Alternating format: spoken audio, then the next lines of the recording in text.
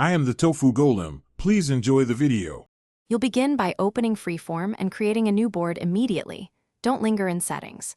Make sure you're signed into iCloud so boards sync across devices, then tap the plus icon to start. Once done, give the board a concise name so you can find it later and enable collaboration if you plan to invite others. This first step gets your canvas ready and avoids later sync issues, so you can jump straight into adding content without losing work. You'll now populate the board using the toolbar tools. Pick pencil for sketches, text for notes, and shapes for structure. Drag in images, PDF, or video from files or photos, then resize with pinch gestures and rotate as needed. This gives visual hierarchy. Once done, organize content into stacks or frames to group ideas and maintain flow.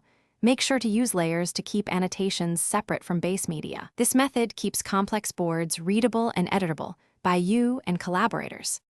Finish by sharing or exporting.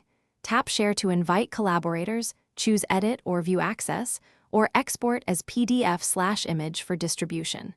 Make a habit of exporting important boards as backups. This prevents data loss if you need a static copy.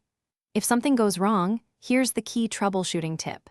Check that iCloud Drive is enabled for Freeform, confirm you're on the latest iOS, and restart the Freeform app. Most sync and visibility issues clear after those steps.